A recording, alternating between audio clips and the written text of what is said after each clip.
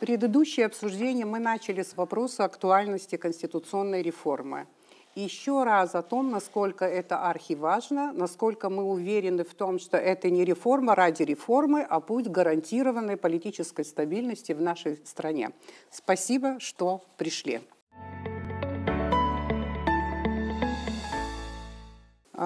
Гости студии. Председатель Верховного суда Саида Будва. Кандидат экономических наук, юрист, адвокат, член Общественной палаты Фрида Лазба.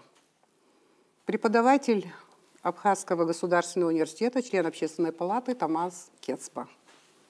Кандидат исторических наук, член Общественной палаты Эраста Гумава. Депутат парламента, председатель парламентского комитета по бюджету, кредитным организациям, налогам и финансам Беслан Халваш.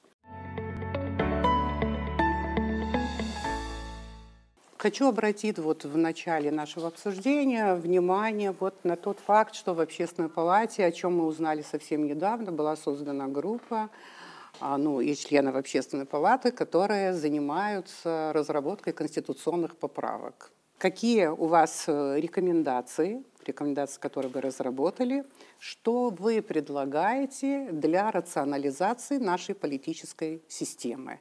Как сформировалась ваша группа и как вы работаете? Во-первых, спасибо, что пригласили на передачу и за возможность здесь поделиться своим мнением, касающимся вопроса конституционной реформы. Действительно, как вы правильно сказали, в Общественной палате уже более полугода идет работа по вопросу конституционной реформы. За это время мы посмотрели фактически большое количество разных проектов, которые были разработаны и в 2005-2006 годах. Последнюю конституционную комиссию, которая создавалась при президенте Бжане, этот проект Конституционной комиссии 2020 года. Но все-таки мы остановились на проекте, который разработали юристы в 2014 году и представили его. Вот здесь сидит Саида Будва, одна из разработчиков этого проекта.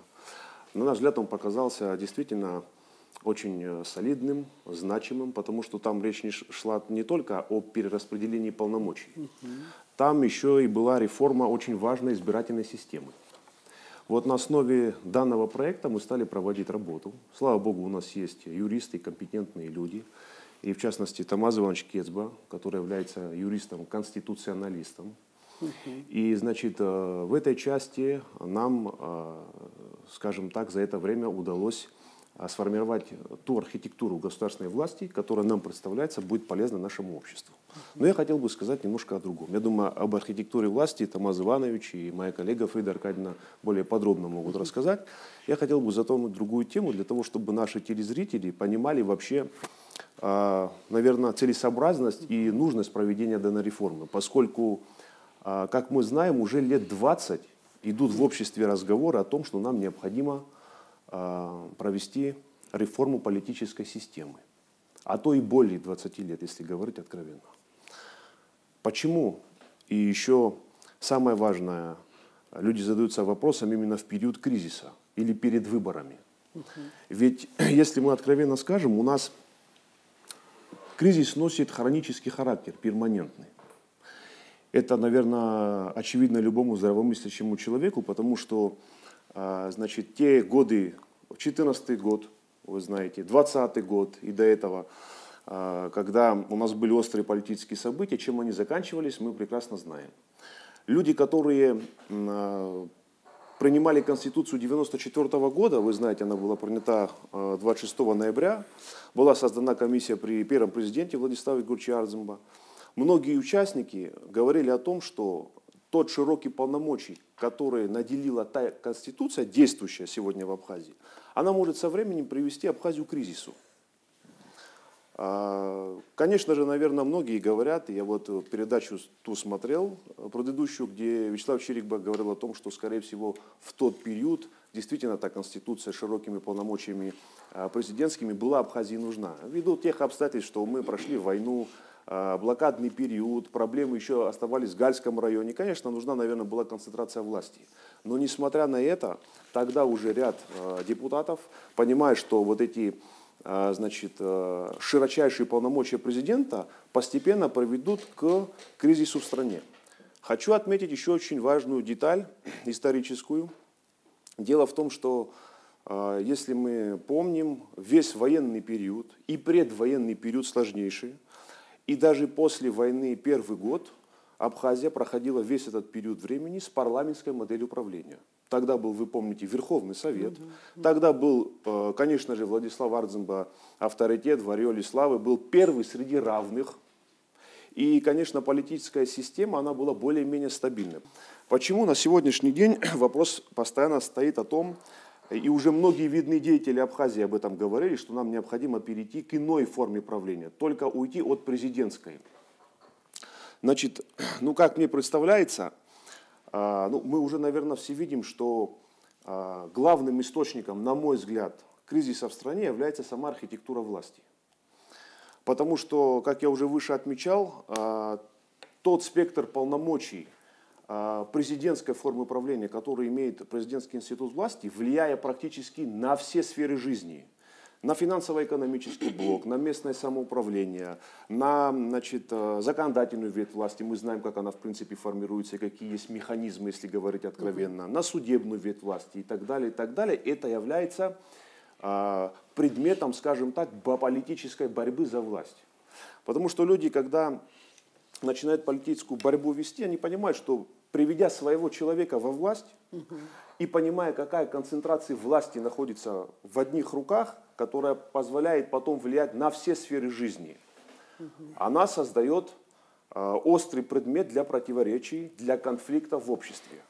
Нам обязательно, на мой взгляд, необходимо стабилизировать общественно-политическую ситуацию через реформу политической системы страны. Это мы дальше уже, наверное, здесь предметно обсудим.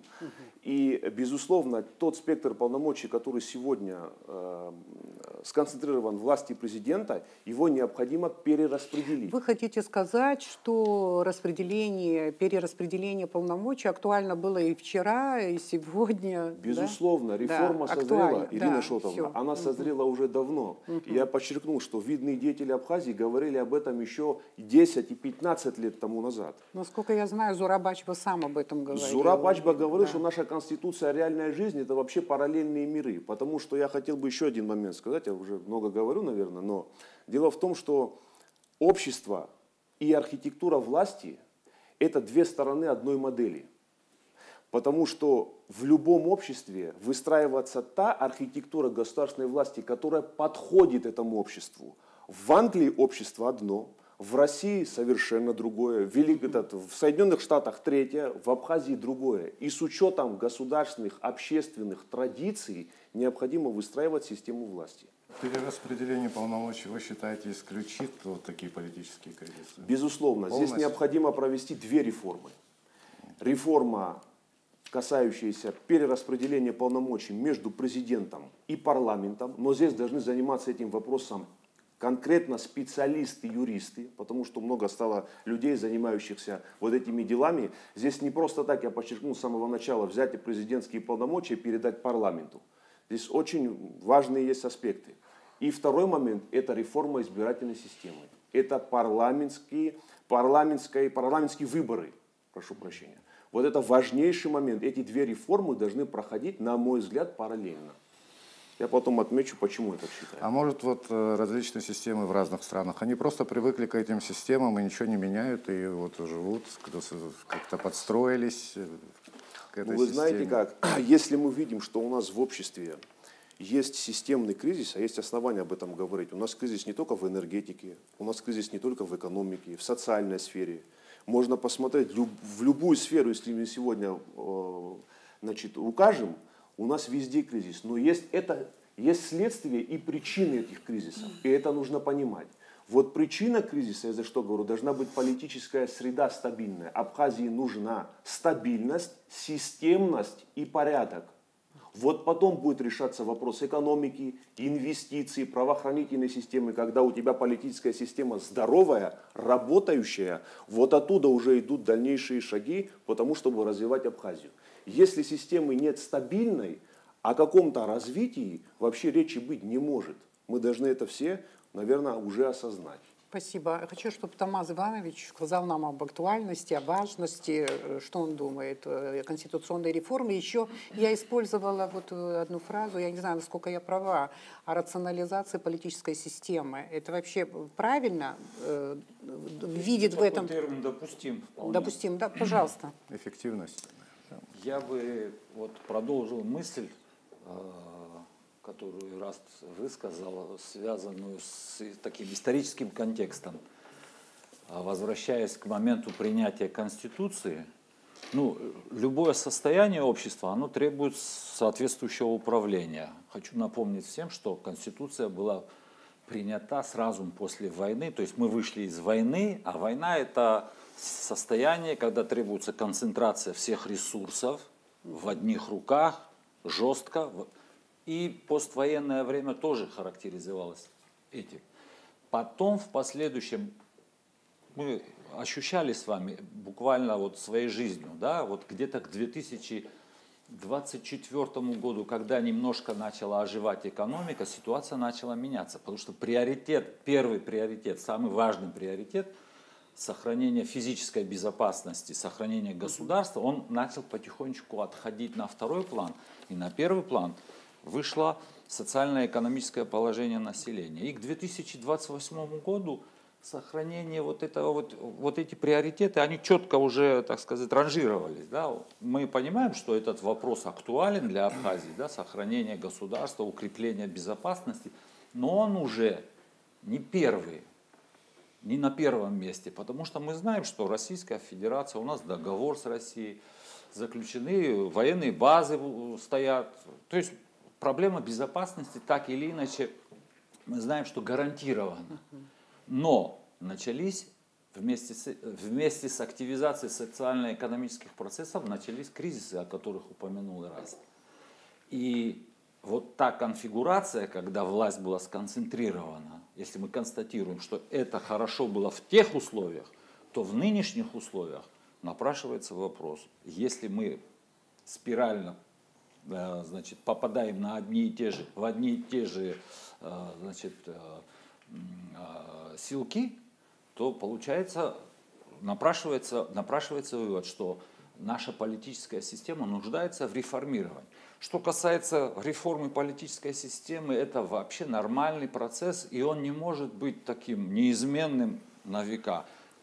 Социально-экономическая ситуация меняется, соответственно, должна меняться и политическая система. Вот важный момент, который Ираст упомянул, это избирательная система. Я бы добавил, наша с вами главная задача изменить партийно-политическую систему, реформировать партийно-политическую систему. Потому что, ну, пусть меня, так сказать, правильно поймут, одним из таких, ну, неудачных или, скажем, негативного такого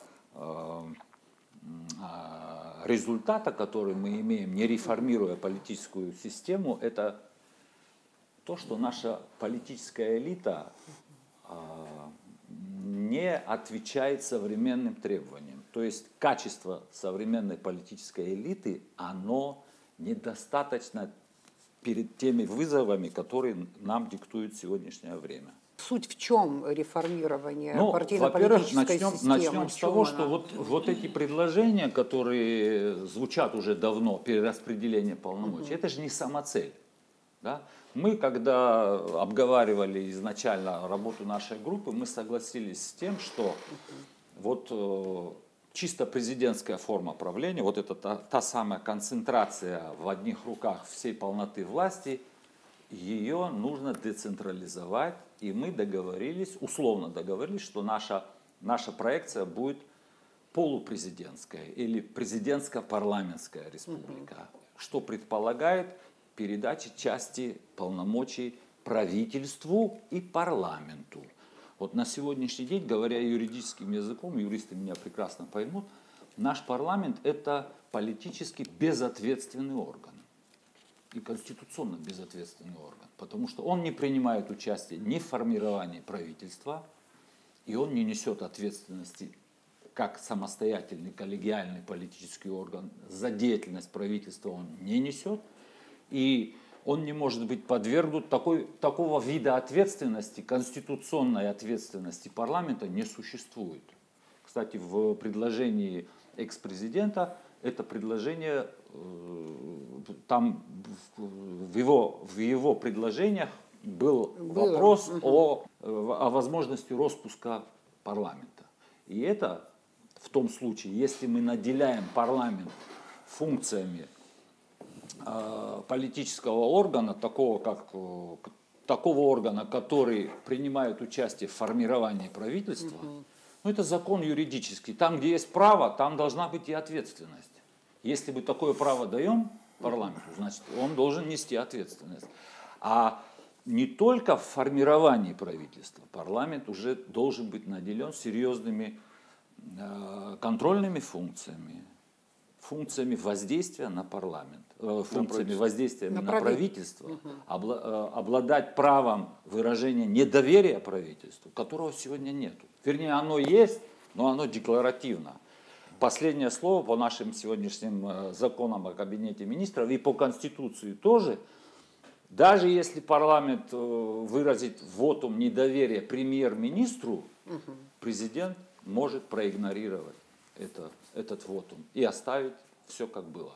Это на сегодняшний день не срабатывает, и так не должно быть, по нашему убеждению.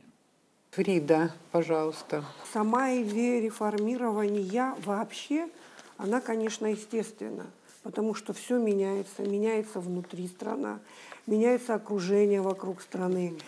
Кроме того, наш путь на гармонизацию законодательства с Российской Федерацией, он, безусловно, тоже как бы предполагает определенные изменения и в законодательстве, и в конституционных, в определенных направлениях Конституции. Ведь наша Конституция, она принята в 1994 году. В Российской Федерации в результате той ситуации, которая сложилась в 1993 году между президентом и съездом народных депутатов и президентом, там происходили очень сложные процессы, в результате чего была принята новая Конституция, в которой был закреплен принцип разделения властей. То же самое в 1994 году, я это думаю, не случайно, потому что мы дети одной страны, и те процессы, которые происходили в Российской Федерации, они, конечно, не могли найти отражения и в нашем нормотворчестве. И вот Конституция Республики Абхазия 1994 года, она тоже этот принцип закрепила, принцип разделения властей. Вот. Я хочу, так сказать, вспомнить о том, что мы, вот, классики марксизма-ленинизма, они говорили, и это естественно, это и совершенно закономерно, существует взаимодействие между базисом и надстройкой. Вот политическое устройство, политическая система – это надстройка. Базисом является экономика. Из теории мы знаем о функциях государства.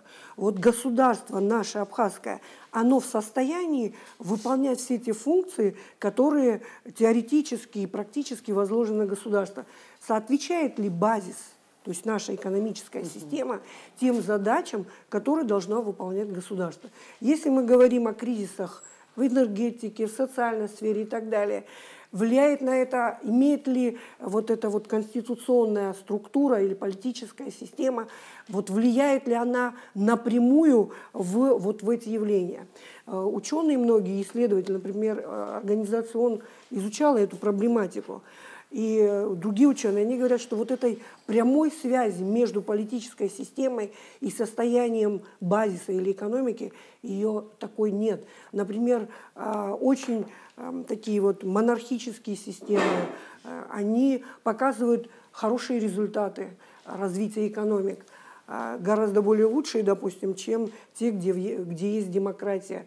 Показателем, критерием этого является экономический показатель валовый национальный продукт на душу населения, где, например, в монархических системах он выше, а в демократических он ниже.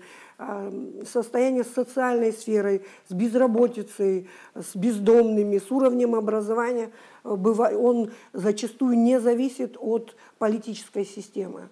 От того, она демократичная или нет, в ней вот срабатывают ли эти все конституционные, так сказать, основные те столпы, на которых стоит Конституция. Говоря о реформе, я хочу задаться вопросом, где у нас кризис? У нас же ветви власти, есть разделение властей. Да. Есть ли у нас кризис между судебной властью и исполнительной властью? Есть ли у нас кризис между законодательной властью и судебной властью, между законодательной и исполнительной? Я не вижу острого кризиса. Я вижу кризис борьбы за власть.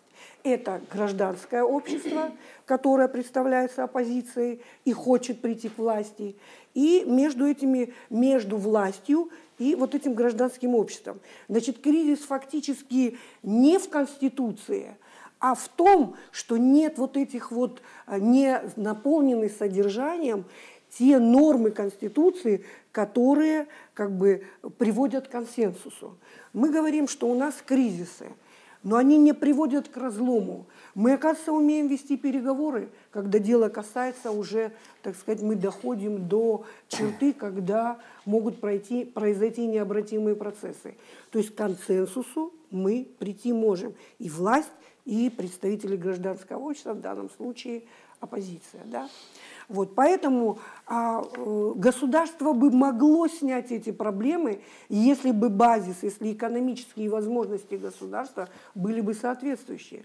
Но они у нас не соответствуют уровню развития и тем задачам, которые стоят сегодня, потому что мы не можем задействовать налоговую систему в той мере, в которой она должна быть. То есть мы не развили культуру налогоплательщика.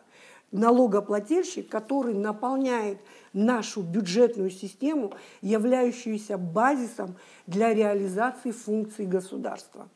То есть у нас традиционно есть ответственное отношение к традиционному поведению, то есть свадьбы, различные другие ритуальные, так сказать, обязанности населения, которые совершенно точно выполняются. Человек должен пойти на свадьбу, он обязан выполнить этот долг. Но вот вопросы, связанные с наполнением налогового права, с его реализацией, они у нас... Я считаю, что вот та Конституция, которая была принята в 1994 году, она еще не наполнена содержанием.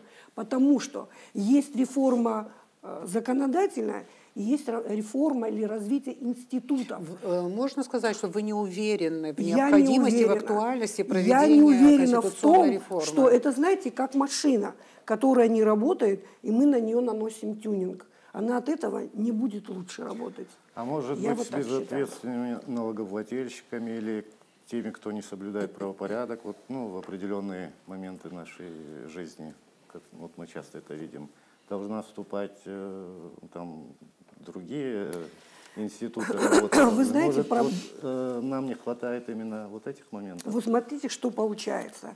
С 2008 года у нас есть один очень важный источник. У нас нет нефти и газа, но у нас есть инвестиционный ресурс Российской Федерации, который ослабил ответственность власти по поводу наполнения бюджета и ответственность населения. То есть вот эти инвестиционные ресурсы, с одной стороны, они помогли нам развить экономику в какой-то степени, а с другой стороны, упустили вот эту политику, связанную с формированием вот этого института налогоплательщика. И сегодня мы столкнулись с тем, что нам остановили инвестиционную помощь, скажем так, допустим, нефтяная скважина закрылась, источник исчерпан, а в то же время мы не научились быть законопослушными налогоплательщиками. Фрида поставила очень интересный вопрос. Если кризис между судебной властью и исполнительной, судебной и законодательной, пожалуйста, Саида. В обществе есть запрос на реформы в целом. И вопрос, в каком виде, в какой сфере эти реформы будут, нам надо определиться. Потому что даже в рамках работы конституционной реформы, когда мы выходили за пределы текста Конституции, мы об этом уже не говорили подробно. То есть, условно говоря, реформа избирательной системы, она касается реформы избирательного законодательства и напрямую в текст Конституции не инкорпорирована в том виде, в котором мы о нем говорим.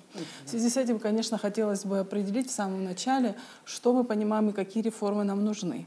При этом я полагаю, что необходимо изучить тот исторический опыт, который у нас уже в этой части есть. Помимо вот этого общественного запроса, необходимость проведения реформ, она прослеживается с 2006 года практически в каждом ежегодном послании президента Республики Абхазия Народному собранию. И практически в каждом послании президента говорилось о необходимости реформ. И каждый из президентов в своем послании делал акцент на том или ином аспекте реформы. Иногда делался аспект именно и употреблялась формировка перераспределения полномочий между президентом и парламентом Республики Абхазия. Были у нас послания, а самое первое, кстати, послание говорило об административной реформе, о реформе аппарата госслужащих в системе исполнительной власти, о необходимости его оптимизации, сокращения и так далее. Поэтому, конечно, в первую очередь я полагаю, что нам нужно определиться, вот от этой терминологии все-таки нам указать правильную, использовать не то чтобы правильную, а определиться, в каких сферах нам реформа нужна. Хотела бы обратить внимание, в рамках Конституционной комиссии, которая ранее была в 2020 году, мы все это четко понимаем, я хотела, чтобы это тоже было понятно, это огромный пласт работы. То есть изменение каких-то определенных норм Конституции, да, их может быть немного, но оно с неизбежностью требует собой огромное количество внесения изменений в законодательные акты. И отсутствие правового регулирования, какой-то вакуум, да, какой-то в определенный период может повлечь за собой очень негативные последствия. Не бывает идеальной избирательной системы, не бывает идеальной формы правления. Но главное в этих всех формах правления – это система сдержек и противовесов. Я думаю, по большому счету, если каждый из нас будет изучать плюсы и минусы любой формы управления, весь смысл, вся соль в том, насколько эти ветви власти между собой могут сдерживать и контролировать друг друга. И в данном смысле любую модель, какую бы мы ни взяли, как бы мы ее ни назвали, если бы мы ее в условиях Абхазии довели, эту систему сдержек и противовесов, до как бы оптимальной, любую модель можно, в принципе, путем регулирования этих сдержек противовесов довести до той, которая будет приемлема в Абхазии. Условно, завтра выборы.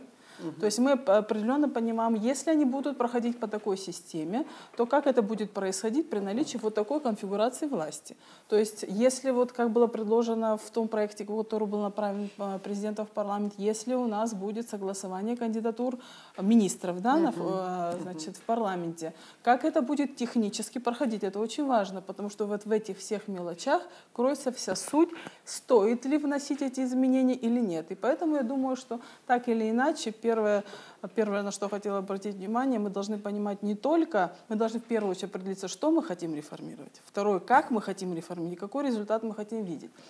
Я думаю, что вот, допустим, относительно конституционной реформы, и то, о чем мы говорим, в разной степени будут требовать за собой разный объем необходимых внесений изменений в законодательство, для которого нужны будут люди. Хотела, кстати, обратить, что в текущем режиме деятельности органов невозможно это сделать. Должны быть специальные люди, которые будут этим заниматься. Вы наблюдаете кризис между судебной властью и президентской, или между судебной? Вы все-таки сейчас возглавляете пирамиду судебной власти, скажем так. Вот. Один из руководителей. Есть вот такой кризис, наблюдается в Абхазии? В 2015 году были существенные, серьезные изменения в организации судебной власти.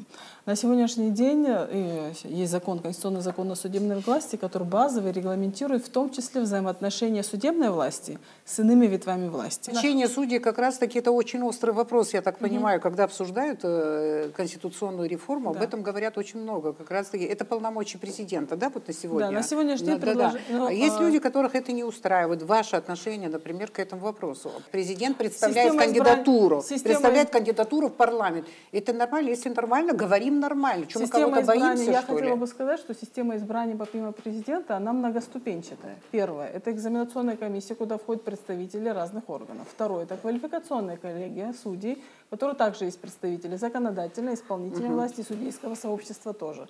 То есть, если ты не пройдешь одобрение первое в экзаменационной, когда сдаешь экзамен, в квалификационной коллегии судей, когда твою кандидатуру рассматривают, в том числе представители всех ветвей власти, то есть это не только президент. Соответственно, когда кандидатура доходит до президента, она уже так или иначе, человек уже прошел. Хорошо, система, которая существует, она ограничивает вас, судебную систему власти? Есть другой способ назначения судей? Есть разные были мнения идет. относительно возможностей. Я даже помню, что было предложение, что судьи могут избираться населением. Такое тоже было предложение, которое озвучилось в том числе на Конституционной комиссии, по-моему, даже и в 2014-2015 году.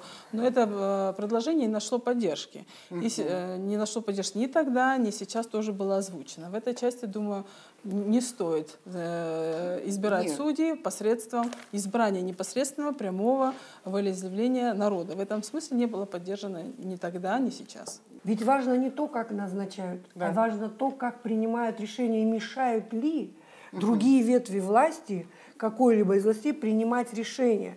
Я, например, не вижу ситуации, чтобы судебная власть, вынося решение, постановление или определение, ощущала на себе давление других ветвей власти. Такого нет. Значит, в этом плане кризиса нет. Наоборот, есть потребность общества усилить контроль над судебной властью. Тут совершенно две противоположные тенденции. Саида Рушневна сейчас сказала, люди, кандидаты на замещение этой должности, проходят и экзамен, и все нормы. То есть качество повышает. По ККСу, да. А вот, допустим, все они пришли, представлены президенту, а президент просто решил не представить их на утверждение парламенту. По каким параметрам человек потом не представляет этого кандидата, который прошел все круги, предусмотренные действующим законодательством, и не представляет. Я хотел бы вернуться к тому, что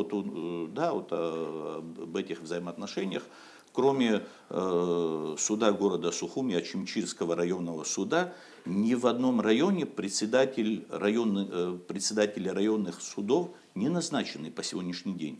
Это уже продолжается на протяжении нескольких лет.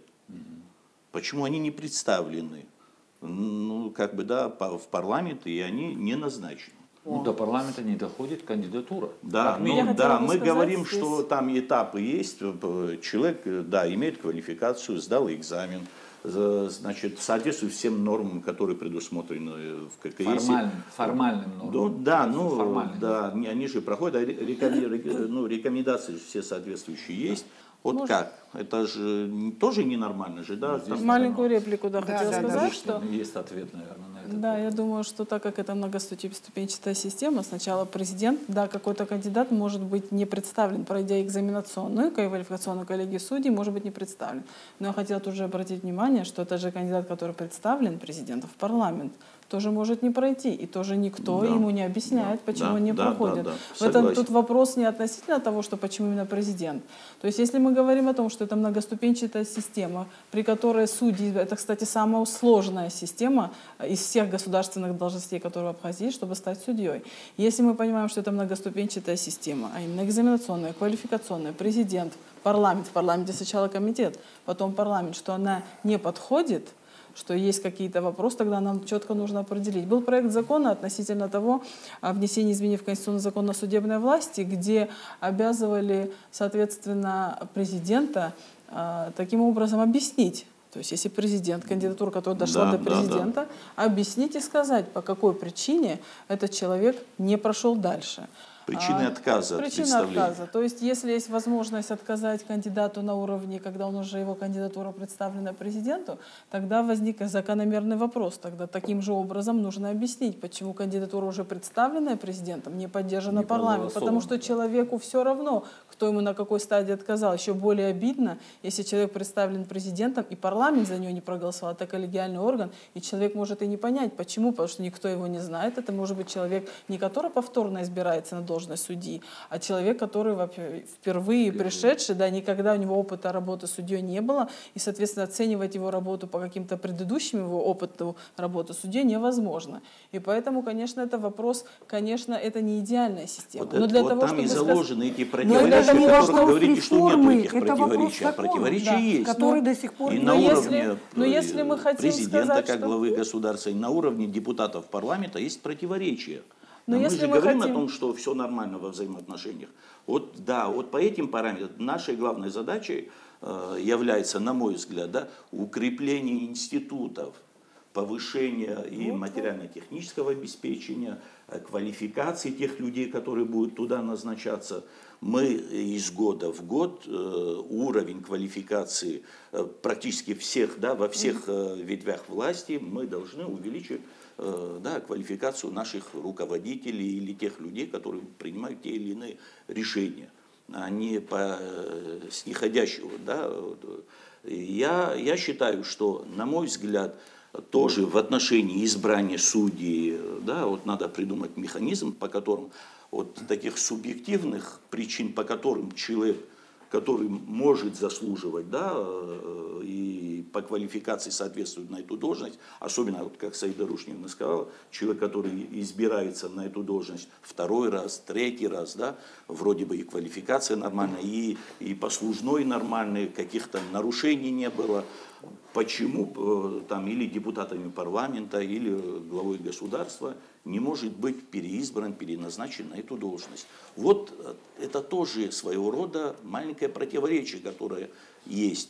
Мы не должны говорить о том, что этих противоречий нету. Руслан Викторович, там не другая крайность, когда юрисконсульт может сдать экзамен и стать судьей Верховного суда сразу. Да, ну, можно ужесточать какие-то квалификационные требования. Стадии, да. Но все эти стадии это всего лишь экзамены. И, там... Нет, это требования к уровню образования, к опыта стажу работы, к возрасту.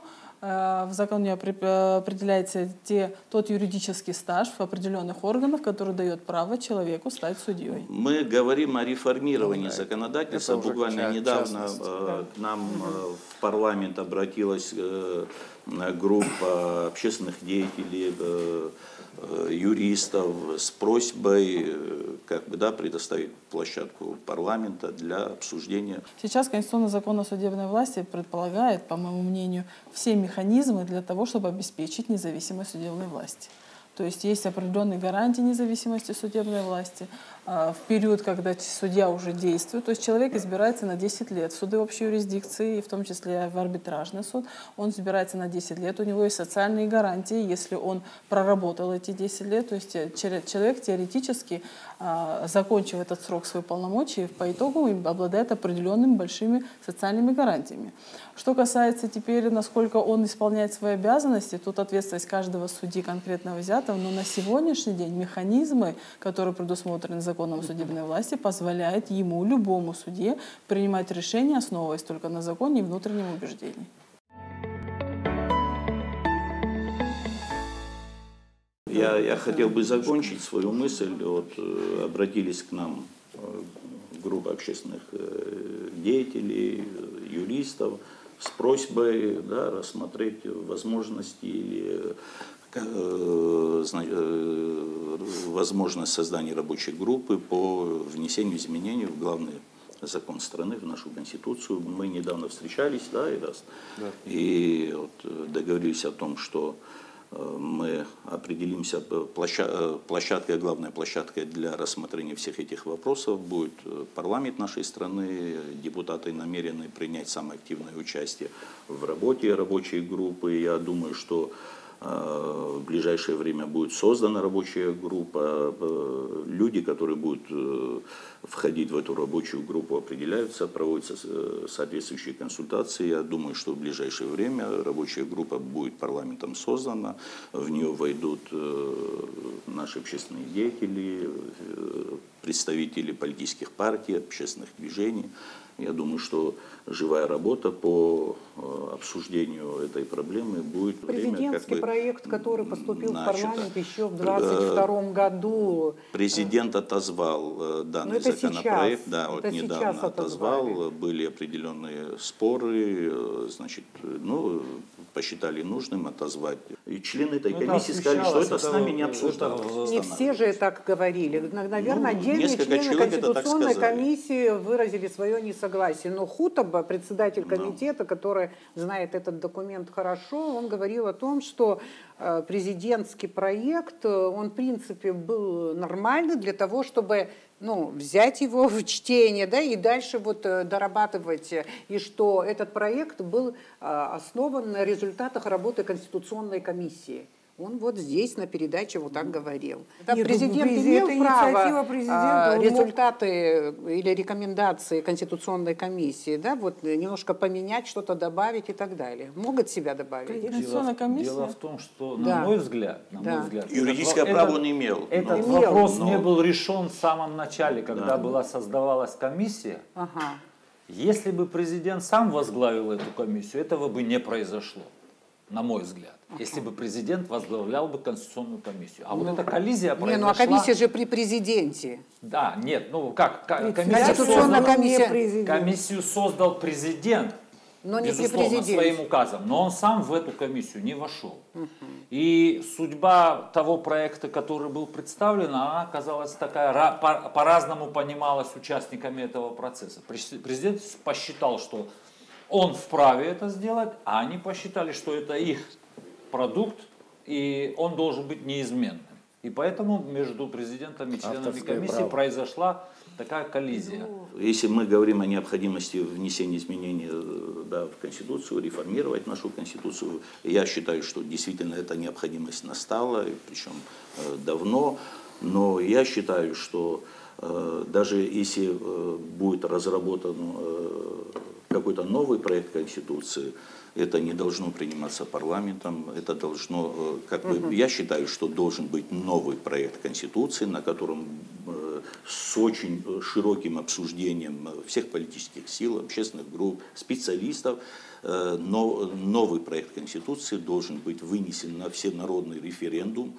Это не депутаты парламента должны принимать, и я считаю, что надо закрывать ту практику внесения изменений в действующую Конституцию депутатами парламента. Было у нас время, когда все изменения у нас вносились на референдумах. Один раз. Да, Вы разделяете такую позицию? Я не говорю о том, кто ее разделяет, я говорю о своем мнении, о том, что после каждых выборов, да, в зависимости от политического состава парламента или других лиц, которые имеют право законодательной инициативы, чтобы не инициировать постоянное точечное реформирование, так называемое, реформирование Конституции, я считаю, что необходимость внесения изменений в Конституцию, она должна быть очевидной. Она должна быть выстраданной. И наша общественность и наш народ должен понимать, что нам нужно действительно вносить, и нам надо уходить от кризисов. Я не считаю, как депутат парламента, я не считаю, что это надо принятие нового проекта Конституции. Сегодня, законодательство позволяет, но или вносить в нее изменения должны депутаты парламента. Я считаю, что проект Конституции должен быть принят на всенародном референдуме, да, и мы должны закрыть, есть у нас конституционный закон о порядке внесения изменений в Конституцию, этот надо закон отменять. Все изменения, которые вносятся в Конституцию, они должны, у нас периодически проходят выборы, да, если необходимость есть внесение изменений на каких-то очередных таких политических событиях, можно выносить это все на референдум. Постоянное внесение изменений в Конституцию, она может плохо закончиться. Если возвращаясь к судебной власти, у нас есть еще некоторые параметры по судебной власти, они должны быть четко прописаны. Независимость судебной ветви власти, она должна гарантировать кризисы, они могут возникать в том числе из-за того, что порядок предотвращения или разрешения этих кризисов, когда не имеют места в судебных органах. У нас есть институт Конституционного суда. На мой взгляд, нам надо посмотреть, что порядок обращения в Конституционный суд, по каким вопросам, облегчить надо доступ наших граждан для того, чтобы могли наши граждане защитить свои конституционные права в этом институте, да, власти.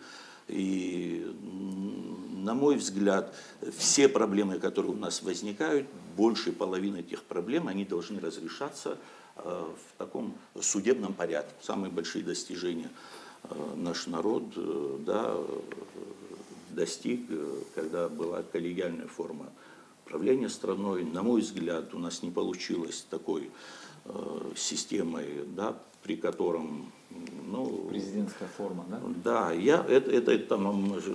это мое личное мнение. Я считаю, что нам надо возвращаться к той форме правления, с которой мы перешли. И проблемы начали возникать именно после того, как у нас вот эти полномочия необъятные, неограниченные появились в этой должности. Мы знаем, с чем связаны постоянные, значит, конфликты и вообще ажиотаж вокруг избрания президента. Да, вот, как, мы же все прекрасно принимали, да, если говорить, да, откровенно, потому что надо поддерживать того или иного кандидата для того, чтобы стать министром, для того, чтобы получить там какие-то права, привилегии, а это всего этого не должно быть, и президент не должен заниматься раздачей привилегий, да, для тех людей, которые его поддерживали на каких-то очередных выборах. И доступ к материальным благам. Вот нам надо вот этот доступ перекрыть. Есть, да, вот одна история, при котором у главы государства концентрируется огромная власть. А мы сейчас, как бы, да, одна часть экспертов обсуждает, как бы что-то у него отнять в сторону законодательной ветви власти, что-то в сторону правительства отнять. А возникает вопрос: а зачем вообще этот институт нужен без полномочий тогда? Я считаю, что нам надо возвращаться и, ну, это мне не будет. Ну, к той коллегиальной форме правления, к парламентской, которая была у нас. Ну, в какие годы была эта парламентская? Ну, до принятия новой конституции, до избрания президента. Сколько лет она у нас была? Ну, все равно, даже если бы это было бы 2 дня, все равно надо вернуться. Руслан Викторович, а потом не превратится это в 35 ажиотажных выборов? Я думаю, что если мы будем вносить изменения в Конституцию, да, соответствующие квалификационные требования и к будущим кандидатам в депутаты тоже надо будет определять, ужесточать. Я считаю, что тот депутатский состав, который считается, ну, в народе его называют золотым, да, он привел наш народ к победе. И самые большие другая была эпоха, да? Другое было время, другое было время, но время делают люди. По поводу новой конституции 2 слова, хотя, пожалуйста, выскажитесь. Александр Викторович предлагает вообще новую конституцию. Да. Нет, я вот что хочу. Мы фактически об одном говорим. Мы говорим, что качественное наполнение той конституции, которая сегодня действует, оно очень медленно происходит. У нас не сложился профессиональный парламент. Именно потому, что система ограничений и лицензий, да, как это принято говорить, связанные с кандидатом в депутаты, они очень... Какие ограничения? Система ограничений. То есть у нас там возрастной ценз есть образовательный ценз, да, еще образовательный есть разве? Но с точки зрения судимости... Но возрастной, он был прописан в Конституции.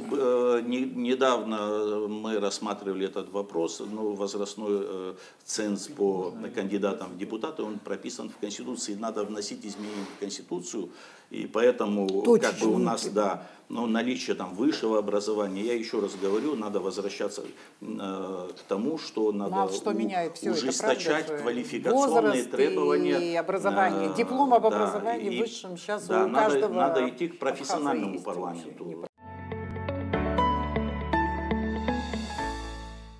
Вы здесь вспоминали Верховный Совет, вспоминали Зураба Ачба, и можно многих вспомнить наших видных, ярких, солидных государственных деятелей, которые действительно, которыми вся наша страна гордилась и радовалась, что у нас они такие есть. И здесь речь идет не то, что ценз какой-то, да, допустим, возрастной люди говорят, там, или еще о каком-то цензе, который необходимо вводить. Возможно, это так оно и есть. Но самое главное, это понимание того, когда депутат приходит, человек приходит в парламент, становясь депутатом, и какую миссию он за собой несет, с чем он приходит, с каким багажом знаний приходит, какая у него есть программа действий, почему мы говорим о том, что нам необходимо сделать все для того, чтобы избирательную систему поменять в стране, это моя точка зрения, для того, чтобы наполнить содержанием партий. У нас партии существуют, но фактически партии, откровенно говорим, бездействуют, потому что явной, внятной программы действий партий сегодня в стране, они, возможно, написаны, но их просто нет. И человек, когда приходит в парламент, он должен понимать, какой он курс политический, экономический, социальный, внешнеполитический будет вести для того, чтобы общественность, чтобы люди, которые идут за него голосовать, понимали вообще, куда он попал. Мы будем, если говорить откровенно, некоторые люди просто стали с улицы. Здесь не то, что до Зурабаджба или еще до наших, скажем так, видных деятелей. Люди некоторые с улицы стали попадать в парламент. Это же очевидные вещи. Мы что, не знаем, как формируется политическая и, скажем так, выборная среда в районах? Когда хорошего парня, к примеру, я сейчас говорю, определенные круги толкают для того, чтобы он преследовал те или иные цели определенной группы лиц в парламенте. Не общих государственных, национальных, а определенных кругов. Культура политическая в нашей стране с каждым годом снижается. Это же очевидные вещи. Мы же не живем где-нибудь, я не знаю, в Гондурасе или в какой-то другой стране. Мы живем в Абхазии и прекрасно видим, что здесь происходит.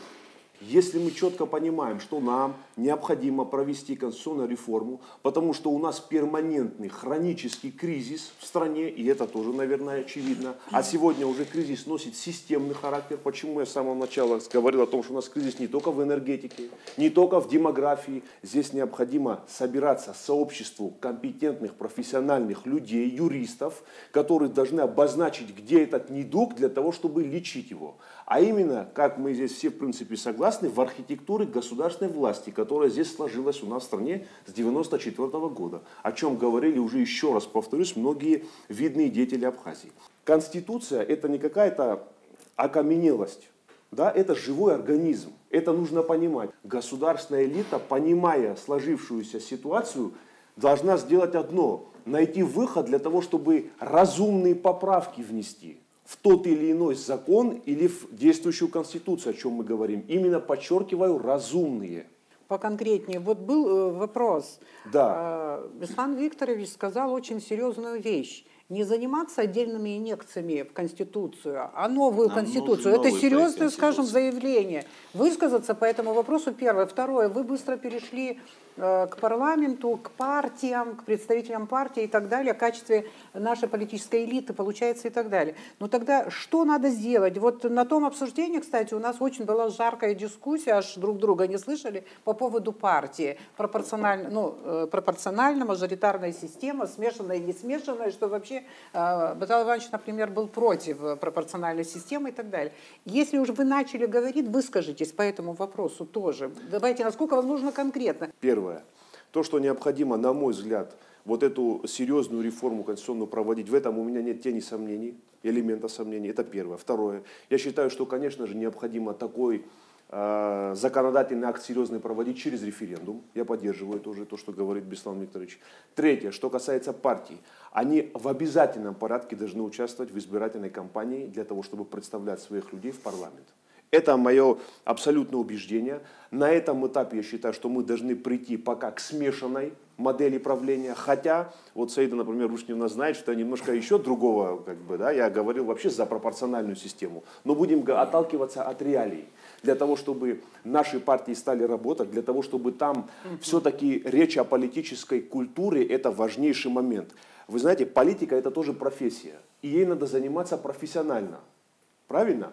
Политики должны появляться в первую очередь... Мажоритарную вы предлагаете поменять на смешанную или нет? На смешанную. Да, на смешанную. Для того, чтобы там были представлены и мажоритарии, как мы вот сделали по проекту, и партии имели возможность туда своих делегировать членов. Я считаю, что партии могут представлять и выдвигать своих кандидатов в депутаты, партии могут участвовать в политической жизни страны, Но они сейчас но я могут. против Сейчас тоже могут. формирования парламента по партийным спискам. Потому что избиратель должен знать, кого он избирает в парламенте, а не руководитель партии или еще хуже, там формируется собственник список. этой партии. Не-не-не, там Да, формируется вот, список люди должны людей. знать, кого они... Но какие риски? Это мое Туда мнение. дадим сказать, какие риски? Да, это мое мнение, потому что у нас огромное количество партий, вот, под каждые выборы мы еще там добавляются к ним, да, вот, какие-то общественные новые организации. Движения. 11 партий. Да, 11 партий, соответствующие проверки по количеству Членов каждого членов этой отделения, партии. региональных отделений. Да, периодически проводят там Съезды, съезды, программы. Конечно. собрания. Минюст, если не произведет сложилось. чистку, там ничего не останется. Да, Одна-две партии, да, может быть, нам останутся, надо да. ужесточать требования к деятельности самих этих партий. Но это в Если- законе. Да, Это не в Конституции. Нет, это не в Это в Конституции. Мы же законе. говорим, Закон о партиях, правильно? мы же говорим об изменении избирательной системы, избирательного законодательства. Учитывая то, что у нас опыт, происходит, тот опыт, мы это должны, действительно. мы должны выстрадать и сформировать там несколько серьезных политических партий, которые будут в этом процессе участвовать. Вот. Александр Викторович, вы предлагаете дать какой-то импульс развитию партийной системы, но не меняя мажоритарную избирательную систему. Я считаю, чтобы я на горизонте увидел бы те партии, которые меня сподвигли бы к изменению избирательной системы. Ага, да, то есть это может быть только следующим шагом, вы да, считаете, но это не могло бы сейчас. следовать, но не на этом этапе, потому что нам нужно ужесточить требования, в том числе к партиям, да, вот, к их уставным целям, вообще по закону, как они работают, функционируют, какая у них идеология, да, кто представлен. Мы одних и тех же людей часто видим в участии они как бы перекочевывают из одной партии в другую, из второй, третью. На всех съездах одних и тех же людей мы видим. К сожалению, мы повторяем одни и те же аргументы, которые я слышу 20 лет назад, что мы пока не готовы. Дело в том, что мы должны, вот как мы должны констатировать многие вещи, мы должны констатировать, что у нас недоразвитая партийная система. И сама по себе эта ситуация не поменяется.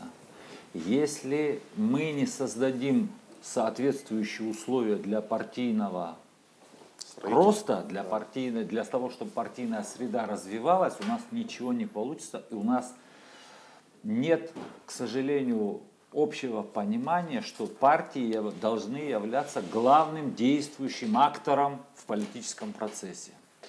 Не какой-то абстрактный депутат, который не представляет широкие слои населения. Он представляет своих родственников, своих соседей, своих друзей, кого угодно, финансовые круги какие-то. Но он попадает в парламент по неполитическому признаку, вот то, о чем говорил Эраст. Да, мы не знаем его никакой политической программы, не видим его горизонты в политической сфере. Я хочу спросить вот присутствующих, я надеюсь, что Беслан на меня не обидится, потому что я не вижу разницу между нынешним составом парламента, моим составом парламента 2002 года. Уровень профессионализма практически одинаковый у всех послевоенных составов, и этот уровень нижайший. Абсолютно. Вот с точки зрения требований времени, этот уровень, он абсолютно не отвечает стоящими перед Абхазией задачам, мое мнение. Да? Вот если каждый из нас сейчас задастся вопросом, сколько человек в парламенте он считает политиками, по большому счету, вот, в полном смысле этого слова, я вас уверяю, вы больше 5 человек про себя не назовете. А может быть и 5 не назовете. Это реальность такая. Нет, эти люди будут варьироваться. У вас, Ирина Шотовна, будет одна пятерка, у него другая, у меня может быть третья, да. Но это недопустимая роскошь. Вот, это та ситуация, вот эти аргументы, которые я слышу с 2000 года о том, что мы не созрели. Если мы не поменяем избирательную систему, почему пропорционально-мажоритарную, почему мы смешанную делаем? И почему я вот этот тезис по поводу того, что сказал Беслан, принятие новой конституции. Понимаете, в чем дело? Мы должны констатировать, что мы, вообще вся Абхазия вместе со своей политической, экономической и социальной системой находимся в таком переходном периоде. Если мы сейчас, я так просто проецирую, если мы сейчас попытаемся принять новую конституцию, я не исключаю того, что через 5 лет нам надо будет опять какие-то поправки внести. Вот это состояние перехода из одного качества в другое говорит о том, что мы в состоянии вот какого-то движения. В 2020 году в России принято более 200 поправок к действующей Конституции. Я сейчас не оцениваю. На референдуме. К ним по-разному относятся, абсолютно нет. Ни на каком референдуме. Государственная Дума приняла. Более 200 поправок. Потому что российская Конституция устроена таким образом. Отдельные главы может менять парламент, и только первую, вторую и последнюю главу, 9 главу, может менять вот народ. Конституционное совещание, так называемое, а потом референдум. То есть должна быть решена главная задача. Какие вещи можно менять парламентом, а какие выносить на общий референдум. Честно говоря, я склоняюсь к той позиции, которой придерживаются многие конституционалисты. Согласен с Бесланом, что любые поправки, не какие-то избранные, а любые поправки должны пройти широчайшее обсуждение в экспертных кругах, в общественных кругах, в общественном дискурсе максимально широкое. Но принимать такие специальные вещи, такой специальный документ, как Конституция и как поправки Конституции, должен парламент. Все-таки я так склоняюсь к этому. При широчайшем, еще раз повторяю, обсуждении. В советское время, вы помните, что была такая традиция, да, всенародный референдум. Ну давайте согласимся, что это больше была такая советская фикция, по большому счету. Много людей, простых людей разбираются в таких документах, как Конституция. Ну и сегодня тоже. Да, и в этом смысле ничего не поменялось. Да. Но не все могут быть специалистами, да. юристами. Это нормально, это же нормально. Компетентные да. люди да. подготовили, а Конституцию должны менять юристы и политики действующие. Мы не должны требовать от врачей, водителей там, и прочих агрономов разбираться в Конституции. Но в парламенте как раз они есть, там и юристы есть, вот и врачи хочу возразить есть, Беслану. Да, там в те, кто сегодня в парламенте, да. те, кого он называет сегодня в парламенте, агрономы, инженеры и так далее, должны быть в первую очередь политиками, а во вторую очередь инженерами, агрономами и так далее. Вот в чем наша беда. Что у нас в парламенте сидят агрономы, инженеры, а не политики. А кто такие политики в вашем представлении, если агроном не может, не имеет конституционного права избраться депутатом парламента? Нет, проблема в том, что... Проблема вот в чем? Эту мысль что эти сказал. политики, у них какая-то другая... да, у них нет, должен быть другой послужный сказал список. о том, что политикой должны заниматься люди профессионально, как медициной. Кто какой профессии?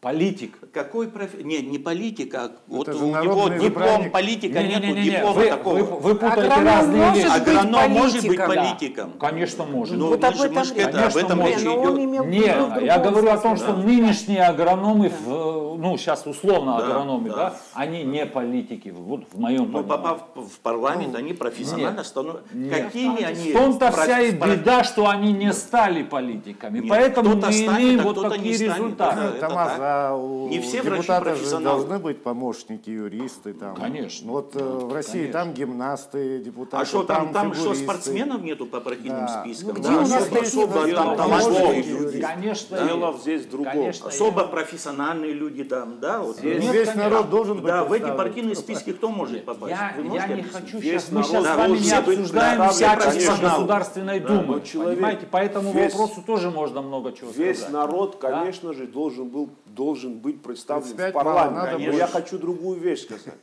Когда человек сидит в парламенте, условно сейчас я говорю, Я понимаю. и не может отличить Миху Лакарба от рождения Гунба, не знает, кто писатель, а кто композитор, это немножко другая вещь. Я бы не хотел, чтобы вы таких оценок парламенту... Нет, я сейчас не сказал, не вашему созыву. Этого человека и нашего созыва, и предшественников, да, их избирали наши граждане с вами. Они посчитали... Да, они посчитали нужным именно этих людей избрать. И у них есть на это право. Да, пожалуйста, будьте другое дело, то, что нам не всем всегда может нравиться. Я сейчас хочу другую вещь сказать. Пожалуйста, вот с оценками чуть-чуть. Безусловно, нет. Я сейчас не говорю, я не даю оценку, я говорю о некоторых других вещах. О том, что когда формируется политическая среда, и политическая среда сама выдает людей, которые идут заниматься политической деятельностью, это немножечко одно. А когда люди собираются, условно говоря, где-то и выдвигают кого-то для того, чтобы тот попал в парламент, как у нас есть, будем говорить откровенно, это немножко другая вещь. И здесь нужно понимать, потому что когда человек идет на ту или иную должность, это будет парламент или министерская должность, там все-таки должны быть люди, на мой взгляд, которые имеют абсолютное представление о государственной деятельности. Вот здесь вот эти цензы будут работать. Они просто, наши люди, некоторые попадают в те или иные, скажем так, стены высоких кабинетов, они думают, что они занимаются политикой или государственной деятельностью. Здесь очень такой тонкий момент, очень важный момент. Поэтому, когда мы вспоминаем наших деятелей предыдущего, прошлых лет, скажем так, да, серьезных, солидных, и сегодня, глядя на всю вот эту ситуацию, ну давайте будем правде в глаза смотреть. Здесь у нас произошел тоже большой крен. Это очевидно, ну, наверное, для любого человека, который свой. Можно сравнить там тех, которые были 20 лет тому назад, правильно, и многих действующих сегодня политиков. Мне кажется, что те люди, которые хотят прийти в политику, тоже, они тоже далеко, как бы, да, многие из них далеко, они могут и не стать этими политиками, да, если человек хочет, да, идет в каким-то политическим процессом, он там тоже может не состояться, и не все состоятся, далеко не все. Но почему-то этих людей не избирают, тоже надо изучать. Проблему, по которой, да, вот один человек не проходит, вроде бы там послужной, его биографию смотришь, и как бы, да, более солидная биография, а люди почему-то посчитали нужным другого человека избрать. Ну, какие-то, да, фамильные, клановые, дружеские, тоже как бы какой-то... Мы должны это принять, да, мы должны это поменять? Мы должны политическую культуру, да, увеличивать, как вот в стенах и парламента, и политических органов. Конечно. И параллельно мы должны заниматься тем, что мы должны работать с нашими избирателями. Все наши политические движения, партии, вот они, да, и работа партии должна заключать, да, чтобы системность была. Партии должны доходить до наших граждан, они периодически от выбора к выборам, да, собираться кулуарно, какие-то проблемы решать. И да, люди должны ходить, представители этих партий, они должны общаться с нашими... Каков механизм? Есть закон об общественных организациях. У нас закон, порядок регистрации этих партий, он определен, все условия прописаны. Люди должны создавать территориальные в селах, в городах, повышать уровень культуры избирательной, в том числе Беслан, люди должны что вы говорите, понимать. Это благие пожелания. Не благие пожелания. Но этого нет 30 лет. Вы понимаете, если этого нет, Тамаз Иванович, если человек создал и учредил партию, он должен создать районные, территориальные это понятно, организации. Но почему этого не происходит, как вы думаете? Вот это спросите у представителей партии. Партии, люди же... Мы уже говорим вам рецепт, Министерство как юстиции, это регистрирующий орган. Вот у них должен спросить. Они проводят периодически съезды. Да, люди должны, слушайте, эту политическую культуру надо прививать, вот в том числе нашим гражданам. Политические партии, которые существуют в нормальных демократиях, они имеют доступ, попадая в парламент, они получают доступ к принятию политических решений. Даже оставаясь там партией меньшинства, даже если они не партией большинства становятся, за партией меньшинства закрепляют очень важные права. Например, такие права, как контрольные функции, допустим, скажем, вот опыт Великобритании. Мы, кстати, этот опыт тоже пытаемся в нашем проекте зафиксировать. Вот если мы сможем убедить общество создать вот эту смешанную партийную систему в парламенте, допустим, да, Если будет партия большинства и будет партия меньшинства, за партией меньшинства можно закрепить право выдвижения кандидатуры руководителя контрольной палаты, счетной палаты. Да? Потому что лучшего сторожевого пса за государственным бюджетом, чем оппозиция, вы не найдете. Это общий мировой опыт. Это британский опыт. Ну, вот Батал Иванович в предыдущей передаче сказал, а чьи интересы будут защищать вот избранные этими партиями люди? В том-то и дело, что как раз-таки партии защищают интересы своего избирателя, тех людей, которые поддержали ее на выборах. А вот чьи интересы защищает человек, который избрался группой поддержки, состоящей из родственников и друзей? Вот чьи интересы? Эти могут... Я чуть не соглашусь с этой историей, потому что для того, чтобы существовала партия на что существует вообще? Тоже вопрос. На материально-техническое обеспечение этой партии. Вот кто обеспечивает? Тоже вопрос. Партии, которые попадают, опять не надо изобретать велосипед. Слушайте, возьмите российский опыт. Партии, которые попадают в парламент, они получают государственное финансирование. Тем самым государство показывает, что оно заинтересовано в этих партиях, что ей важно, чтобы эти партии существовали. Это не абстракция. Там тоже, кстати, смешанная система. 225 это не абстракция, от партии, это государство создает благоприятные условия для развития партийной системы. Не гнобит их, а наоборот, это самое. Риски иностранного финансирования, о которых говорят, это вот насколько риски в законе и сейчас есть запрет. Нет, и он должен быть. Пока они не стали парламентской партией, кто их содержит? Пока они не стали парламентской партией. Конечно, они сегодня существуют. Какие? Поэтому они такие слабенькие, на картонных, на глиняных ногах. Вот в том-то и дело. И у них появляется нет риск того, что эти партии, вот как на прошлой передаче вашей говорил Батал Иванович, и есть желание у некоторых там, может, финансовых групп, то если мажоритарий без партии, да, он зависит, как вы сказали, там, от своих родственников и друзей, то есть опасность того, что да, вот эти вот хилые партии, какие-то там группа там, по интересам финансовым, для того, чтобы, значит, как бы пролоббировать, да, есть лоббистские, есть страны, которые, да, они открыто лоббируют, и у них законодательство позволяет лоббировать определенные финансовые, политические круги. Это все есть, но у нас маленькая республика, в которой мы все... И подкупить отдельно взятого депутата гораздо сложнее, чем целую партию. Вот в этом я не это хочу сказать. Я хочу сказать, чтобы создать политическую систему в стране, которая будет формироваться так, вот это для нашей маленькой республики это очень сложный процесс, в том числе по ее материально-техническому обеспечению. В этом не спорю, что это действительно очень сложный процесс. Партию, условно, олигарх какой-то, наш местный. Конечно. Конечно. И он будет продвигать свои интересы, его депутаты будут... Вы знаете, можно отвечу, скажем так, такое тоже возможно. Дело в другом, в том, что сегодня у нас что происходит? У нас нет такого понимания того, что определенные, скажем так, как вы говорите, олигархи. Это проще происходит, не создавая партии. Дело в другом. Нет, он тоже имеет возможность сегодня финансировать, условно говоря, те или иные партии, скажем так, в закрытом режиме. А что сегодня выборы в парламент, которые проходят, вот здесь говорят о том, что внешние факторы, которые могут влиять финансово, они что, не влияют? Или кто-то нивелировал этот вопрос?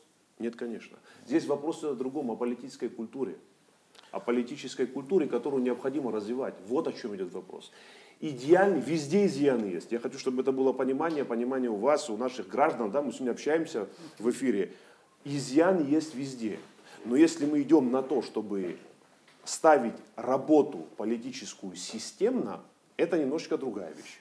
Если мы хотим оставить все как есть у нас, в стране, это уже другой вопрос. Это вопрос не мой, не ваш, не Беслана Викторовича, не Тамаза Ивановича, а вопрос нашего народа.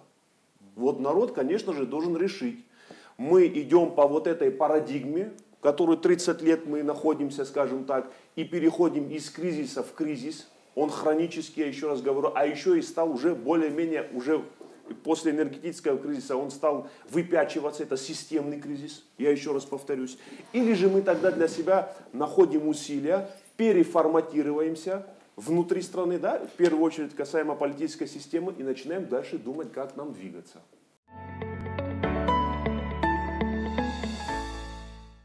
Ты сказал о том, что это будем решать не мы, это будет решать народ. Но что в последнее время очень часто звучит нечто другое. Мы народ. Каждый человек, он говорит, мы народ, я народ, я народ. Нет. Да, спасибо. Вопрос выбора избирательной системы, он вторичен после определения того, какая форма правления. Потому что любые сочетания имеют, собственно, те плюсы или минусы и эффективные сочетания. Это уже придумано. Я хотела обратить внимание на, если у нас будет понимание, что нам необходимо перейти к парламентской республике, разумеется, парламентская республика с неизбежностью ведет необходимость пропорциональной избирательной системы. В этой части, если будет такое понимание, что именно это нам нужна система, тогда можно без перехода к смешанной системе, потому что смешанная система может как дать плюсы двух разных систем, так и дать минусы обеих систем. Она самая непредсказуемая по итогу, потому что никто не сможет понять и прогнозировать итоги выборов, если смешанная система. Поэтому в этой части, если будет принято решение о переходе к парламентской республике пропорциональной системы, один из выходов — это вступление этих норм отсрочено, чтобы партии знали, что на выборах 1932 года, условно, 20 такого года, что будет пропорциональная система. Это позволит нам, на мой взгляд, избежать перехода к смешанной системе, результаты которой сейчас никто не может прогнозировать, об этом говорят ученые, и перейти сразу условно к пропорциональной системе. Но опять же, хотела сказать, что избирательная система сугубо вторична по отношению к, собственно, форме правления, которая будет выбрана в качестве приоритетной и лучшей для нас. При этом, конечно, президентская республика, она предопределяет так или иначе эффективность мажоритарной системы абсолютного большинства. Вот если мы переходим к парламентской форме правления, да, вот политические партии, движения, да, вот, они сегодня, по нашему сегодняшнему законодательству, они как-то ограничиваются попасть, да, и чтобы их члены этих партий попали в парламент и могли бы создать там фракции свои соответствующие. Сегодня они в чем-то ограничиваются. Сегодня наше законодательство политических партий, законодательство о выборах президента и депутатов Народного собрания предопределяет, что кандидатов на должности президента и депутатов могут предлагать партии. Да, прописано механизм. У нас и сегодня можно этих людей, высоко эрудированных специалистов, там, людей с профессиональными именами, партии могут выдвигать в депутаты, их люди избирают, и они могут, каждая партия сегодня по действующему законодательству может создать в действующем парламенте свою фракцию и отстаивать интересы как своих избирателей, так и уставные цели своей партии. Кто-то ограничивает. Это де юре так. Мы же говорим, мы говорим о де юре. Мы же говорим о реформировании законодательства. Мы же говорим о законе. Сегодняшние законы это позволяют.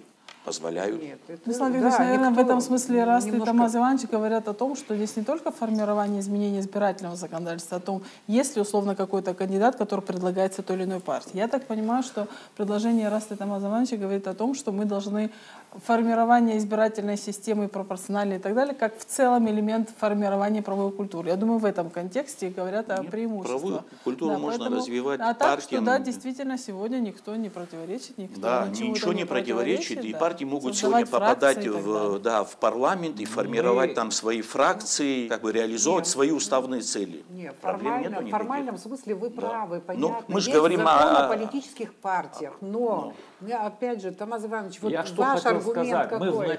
Мы вначале сказали о том, что мы взяли за основу формирование такого предложения о полупрезидентской или президентско-парламентской. Вот то, о чем сейчас Саида Рушневна сказала, о необходимости того, чтобы поставить во главу угла форму правления. Потому что, почему мы это сделали? Потому что мы посчитали, что наше общество этот вариант больше воспримет, чем отказ вообще от президентского института, то есть переход полностью к парламентской республике. Мы посчитали, что на этой стадии вот это вот такой вот будет отображать некий такой переходный момент. И он даст возможность посмотреть и развить вот эту вот пропорциональную часть избирательного законодательства, партийную ее составляющую. Но мы же оставляем там и мажоритариев тоже. То есть, если мы говорим о том, что в составе будущего парламента мы предполагаем большую часть за пропорциональной системой, но с обязательным присутствием территориальных представителей тоже. То есть вот в этом смешанность и заключается. А сама форма управления, конечно, она будет полупрезидентской. То есть мы оставляем определенный объем полномочий за президентом, усиливаем контрольные полномочия парламента и повседневно главным действующим лицом, у нас на сегодняшний день в Конституции написано, что президент и глава государства, и глава исполнительной власти. Мы делаем так, что он остается главой государства, но исполнительной властью становится премьер-министр, и должность кабинет премьер-министра сохраняем. Да, Конечно. мы сохраняем. Можно Да, здесь? мы аннулируем вице-президента. Я хотела, чтобы было понимание, почему пришли к разным выводам. Значит, объясню. Потому что комиссия, которая изначально занималась вопросом, связанным с переходом, да, итогом которой был переход на более парламентскую республику, скажем так, они взяли за основу необходимость формирования политической культуры и реформирования парламентского корпуса за счет политических... То есть это как за основу, как базис, и уже от этого стала надстраиваться вся остальная структура власти. Комиссия же, конституционная комиссия, которая была создана указом президента, она пошла с другой стороны, подошла к этому вопросу. Вопрос главный, который был взят за основу, почему у нас такой большой, у нас есть отдельный аппарат кабинета министров, у нас отдельно есть администрация президента, нецелесообразное дублирование этой функции. А зачем нужны два аппарата? И тогда возник вопрос, нужен ли нам коллегиальный орган, кабинет министров как орган. Поэтому, исходя из того, что каждые комиссии начали изучение этого вопроса и во главу угла главной проблемой, если эта комиссия сказала, что у нас нет возможности такой, значит, стабильной партийной системы, которая формировала бы профессиональный парламент, и из этого исходило уже вывод о том, что нам нужна более парламентская республика. Другая комиссия исходила из факта того, что нам не нужно дублирование функций, да, вот это главная проблема, дублирование функций администрации президента, Кабмина и аппарата, и поэтому вынуждена начала рассматривать, можно ли сократить какую-то из этих должностей. Поэтому, исходя из этого, и разные результаты. Поэтому нужно четко для нас понимать, что для нас главное. Для нас главное сейчас формировать политическую культуру и профессиональный,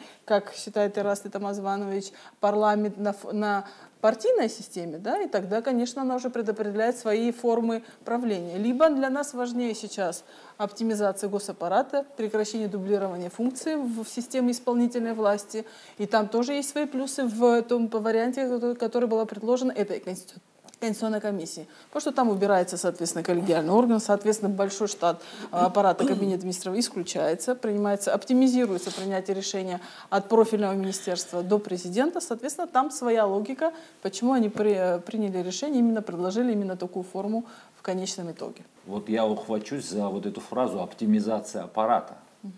По моему глубочайшему убеждению, оптимизация аппарата невозможна с такой политической элитой. Первый, от кого я услышал, это был Олег Багратович Шамба, который создал программу в 2000 году, где звучала фраза «программно-целевой переход к программно-целевому методу управления». Почему я сейчас это вспомнил? Чиновники, это, знаете, такая есть формула у социологов, чиновники, которые не заточены на решение каких-то программных целей и задач, через какое-то короткое время начинают работать на себя. Ну, это объяснение коррупции. И вот эти вот, Саида, по-моему, упоминала, да, 3 раза, да, было решение об оптимизации аппарата. Да, указами президента. У нас каждый, ну не каждый президент, несколько президентов из популистских, с моей точки зрения, соображений издавали такое распоряжение сократить кадры, сократить бюрократический аппарат. По какому принципу его сокращать? Когда правительство и президент, возглавляющий это правительство, не имеет ни одной программы, я сейчас не именно этого президента, я всех президентов имею в виду, когда в государстве не решается ни одна программа и не сформулированы политические задачи, чиновники занимаются повседневным администрированием. Пришел, позвонил по телефону в 5 мест, кому-то что-то написал, кому-то что-то сказал, и все. То есть правительство не заточено под программно-целевое решение стоящих задач, под планирование стратегическое, краткосрочное, среднесрочное. Вы можете мне сказать за 30 лет, чтобы мы какую-то программу реализовали или какие-то цели обозначили и решили. Тамаз Иванович, у многих органов госуправления, там, здравоохранения, вот, ведутся, они приняты ведомственные целевые программы, бывает, что осуществляют программы государственные, реализацию этих программ. Вот, допустим, у Министерства здравоохранения 6 или 7 ведомственно-целевых программ по разным. Да, но это те целевые программы, которыми да, министр обязан заниматься, и он занимается решением этих проблем. И многие министерства и ведомства, вот есть вы вот к тому, что вы сказали, может, недостаточно, я не а вот есть порядок осуществления статус ведомственно-целевых программ, статус государственных программ, и многие органы госуправления, и многие органы госуправления именно занимаются реализацией там на 2 года, на 3 года, разбиваются на этапы, и многие органы госуправления у нас озадачены исполнением и выполнением условий реализации этих целевых программ. Люди должны знать, чем утром, придя на работу, чем человек должен заниматься в ближайший год, 2, 3, там, на этапы это разбивается.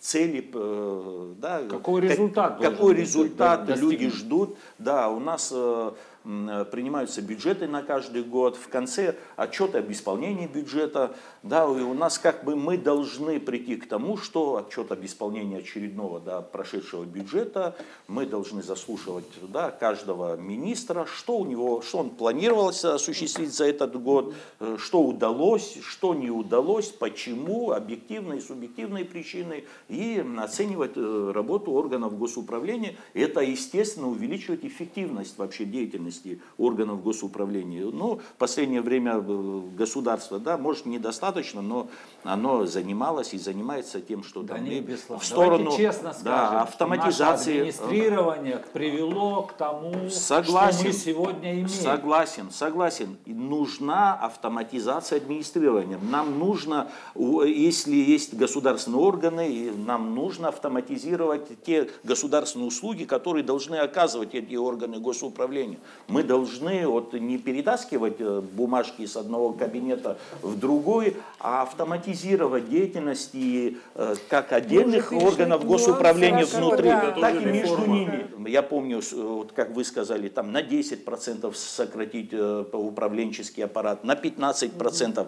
Я считаю, что сокращение должно происходить параллельно уровню автоматизации вообще оказания государственных услуг этим учреждениям. Да, вот, в этом направлении есть свое видение. Ну, если речь идет об услугах, то если речь идет о для чего нужен государственный орган? Потому что наше население, оно должно, большая часть деятельности этих госорганов, это оказание государственных услуг. Ну, кто эту стратегию должен вырабатывать? Это же стратегия, и она рассчитана на долгосрочный период. Мы говорим о краткосрочном. То есть у нас есть закон о прогнозировании социально-экономического развития. Это в развитие той Конституции. В Конституцию ведь все не заложить. Поэтому мы о другом. Это уже какая-то Конституция, это отношение не имеет, то, что мы сейчас обсуждаем. Я опять хочу вот свой тезис повторить, что развитие, функционирование той Конституции, которая у нас есть, она не исчерпала свой потенциал, потому что те законодательные акты, которые создаются, они не работают в свою очередь потому, что нет нормативной правовой, подзаконных актов и так далее, которые бы создавали всю эту цепочку, иерархию законов после Конституции, которые бы позволили... У нас же есть эти законы о политических партиях, есть об общественных организациях. Да. Мы же знаем, что политическое движение, которое выдвигает цели достижения властных, так сказать, прихода к власти, она должна реформироваться в партию. Я знаю, что недавно Минюст такое требование предъявил к одной из политических движений, очень активной и с таким лидером, таким знаковым, но он не перерегистрировал свое движение в партию и продолжает. То есть механизмов фактически надо вывести ее из состава реестра политических движений. Правильно. Надо ужесточать требования к этим однодневным. Но этого не происходит. И товарищ действует дальше, становится отправил в суд и прекратил, закрыл партию. Все. Но этого не происходит. Все правильно, этого же не происходит. Вот понимаете, он должен, Минюст или исполнительный орган, который уполномочен, следить за тем, что не соблюдается закон, партиями, движениями, общественными организациями. То есть этого не... А если мы перейдем к тому, что говорят мои товарищи, мы избежим вот этой причины, по которой у нас до сих пор не развита политическая система. Именно потому, что не выполняется закон. Закон. Правильно. Вот в чем причина. Уполномоченный орган должен требовать от этих общественных организаций, партий исполнения закона. Это предмет для другого разговора. Вот предмет, следующий. Я хотела ремарку относительно вот Алмаза Ивановича. Вида Аркадьевна сказала, у нас есть стратегия социально-экономического развития Республики Абхазия до 2025 года, где вот эти все моменты о целевом подходе, о котором вы говорите, есть. Я хотела просто ремарку сказать, что от того, что это даже будет написано, во многих нормативных актах, это не гарантия исполнения. Мы об этом тоже должны сказать. Одно дело придумать, нормативно закрепить и определить, что хорошо, что плохо. А другое дело, чтобы эта система работала. Она должна быть работающей системой. Должен быть механизм ответственности. Вот я хочу четко сказать свою позицию. Я за поправки. Вы говорите о точке, но о поправках. Конституция Соединенных Штатов Америки с 19 века, и туда вносятся поправки, и никто ее не собирается вот так вот кардинально совершенно менять. То же самое Конституция России. Я боюсь, что поправки будут больше связаны с политической конъюнктурой. И вот чтобы поправки, они не были подвязаны к какой-то определенному политическому составу парламента, чтобы оно к сиюминутной политической конъюнктуре, чтобы ее не привязывать. Я вот в этом смысле говорю об усложнении внесения поправок. Вот я хочу, никто не обращает на это внимания, но в нашей Конституции говорится, что мы демократическое, но не про слово, что оно социальное, там не говорится. Нет. Это вот в Российской Федерации после 93 года над этим думали, спорили, и они внесли. То есть фактически по нашей Конституции государство даже не обязано платить пенсию. У нас там получается история не очень хорошая в той же Конституции, да, с Генеральной прокуратурой. Да, вы же... Судебная власть и прокуратура у нас одна глава. Да, судебная власть и прокуратура, там тоже, значит, по закону о несоответствии закона прокуратуры с Конституцией. Также у нас же есть эта история, есть такая история, и на которую мы уже много раз обращаем внимание. По Конституции генеральный прокурор назначается генеральный прокурор по представлению президента парламента. А там написано, иные прокуроры назначаются генеральным прокурором. В соответствии с законом иные прокуроры назначаются генеральным прокурором. Там так написано. А у нас в законе о прокуратуре, у нас заместители генерального прокурора, они назначаются в том же порядке, как и генеральный прокурор. Что не соответствует, соответствует закону о генеральной прокуратуре, но не соответствует Конституции. Так же? Кстати, в проекте мы тоже ключевой аспект был, это вопрос назначения, представления и назначения генерального прокурора. Да. Председателя контрольной палаты представлял президент и назначал, назначали уже в парламенте. Кого? А сейчас контрольную палату. До этого. А сейчас как? Представляет и парламент.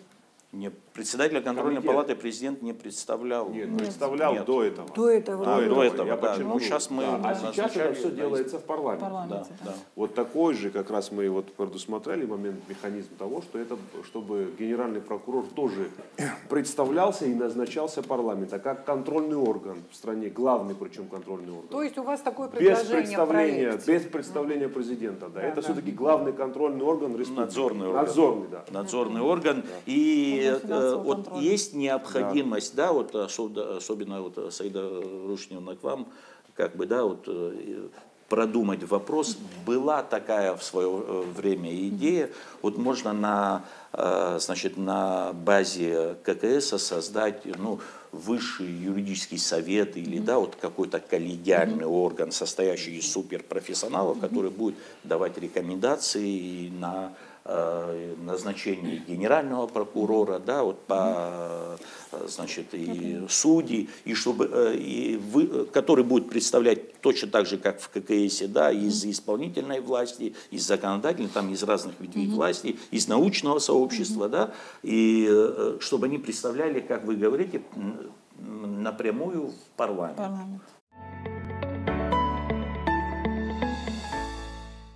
Мне на той передаче казалось, что очень много вопросов еще остается, в чем, возможно, я разберусь на последующей передаче. Сегодня я начинаю понимать, что у меня возникло еще больше сомнений, еще больше вопросов к себе, к вам, ко всем и так далее. Мне кажется, что нам предстоит очень большая работа. И еще здесь поспорили по поводу парламента, оценок парламентов, депутатов и так далее. Я понимаю, что многие депутаты очень негативно могут воспринять вот наш разговор, но надо, чтобы это было понятно, в каком контексте мы говорили. Я так поняла вот из того, что вы говорили, что на самом деле Томас Иванович, хотя вы очень критично вообще сказали обо всех созывах, и о своем там и так далее, понятно, но в каждом парламенте, слава богу, всегда было рабочее ядро. Я помню таких хороших депутатов в нашем сознании, начиная с Владимира начать, что я плохо отозваться в своем парламенте точно не могу, хотя понимаю, что в каждом парламенте есть достаточно большое количество депутатов, которые практически ничего не делают. Я знаю депутатов, которые промолчали вот все 5 лет. Такие тоже. Это есть, и обид никаких не должно быть. Просто мы говорим о том, что надо правовым путем создать такой порог требования, который очень высокий. И не каждый с улицы попадает в парламент. Политическая культура, правовая и так далее, она формируется долго, поэтому сразу вряд ли мы получим результаты, но мы работаем на перспективу, должны работать на перспективу, так понимаю. Мне кажется, что если мы найдем консенсус в этом вопросе и реализуем, наконец, вот эту или похожую какую-то схему, я практически уверен, что наш политический ландшафт начнет очень быстро меняться. Конечно, надо будет в определенном случае, может быть, вот то, что Саида Рушнина сказала, отлагательное введение в действие в определенной ситуации, да, но когда мы говорим поменять избирательное законодательство и поменять закон о политических партиях, они, кстати, оба, особенно закон о партиях, он устаревший, он принят в 90-е годы. Нет, в 2006. Это, наверное, это закон о политических партиях. А старый был в 93-м. Он фактически оставляет все как есть, вот то, как сегодня есть. Да, он не решает вопросы изменения вот этих вот акцентов, о которых мы говорим. Я думаю, что мы будем в следующем очередной электоральный цикл, мы будем иметь совершенно другого уровня парламент. Но то, что это отвечает современным требованиям, что это начнет двигать наше развитие вперед, я ни на йоту не сомневаюсь. Мы должны иметь политический класс. Вот, в первую очередь в лице парламента. Я, когда критически отзывался о всех парламентах, я не имел в виду их человеческие качества. У меня нет никаких претензий ни к кому, слава богу. Аналогично. Просто, если так упрощенно говорить, есть люди, вот то, что вы сказали, случайные, или люди, которые пришли заниматься не своим делом. То есть этим людям не место в парламенте. Он, наверное, хороший специалист, дай бог ему здоровья и так далее и тому подобное. Нам нужны политики в парламенте, в первую очередь. Мы по своей работе знаем, да, с кем нам приходится работать, и с удовольствием работаем. Таких депутатов не очень много, потому что просьба что-либо прокомментировать, это работа, как нам существовать вообще без спикеров, да? Это очень сложно всегда найти депутата, который сразу отзовется. Но есть десяток человек, наверное, вот впереди всех стоит Беслан Викторович, там еще есть замечательные, на самом деле, ребята, депутаты, которые стараются быть публичными, умеют взаимодействовать со СМИ и так далее. Но есть депутаты, которые говорят, извините, мы не публичны. Политика вообще публичная. Да, и меня это поражает. Почему ты шел в парламент, если ты не публичный человек вообще? Что ты там делаешь? Поэтому возникают вопросы. И вот в завершение нашего обсуждения, вот, Фрида, ты говорила о том, что в нашей Конституции нет понятия «социальное государство», да? Но мы понимаем, что мы этому должны соответствовать. Для того, чтобы туда записать, тоже надо соответствовать. Хотя не всему, что там написано, мы соответствуем, но все же экономически, материально, финансово надо соответствовать, чтобы написать, что Абхазия, Республика Абхазия – это социальное государство. И я к чему это? Вот я читала проект Вячеслава Чирикова. Я обратила внимание на одну его статью, и в завершении нашей передачи хочу вам рассказать об этой статье. Возможно, это будет очень хорошая затравка для следующего обсуждения конституционной реформы. Чирикова предлагает статью, согласно которой запрещается ликвидация, то есть должна быть введена, он так считает, в Конституцию статья, которой запрещается ликвидация независимости, подрыв национальной безопасности, нарушение территориальной целостности, незаконный захват власти, создание незаконных вооруженных формирований. Мне кажется, что это актуально. Кое-что из этого в нашей поправке есть, тоже да? Это актуально, попало, это очень в частности, актуально. захват власти, присвоение власти. Мы тоже, кстати, собираемся поправку внести. Это очень важно. Но это актуально. Надеюсь, что мы говорим о реформе не ради реформы, потом мою фразу Свидорожнева тоже повторила, потом Тамаза Иванович и так далее. На самом деле мы надеемся на то, что конституционная реформа это все-таки путь к политической стабильности прежде всего. Спасибо большое. До следующих встреч.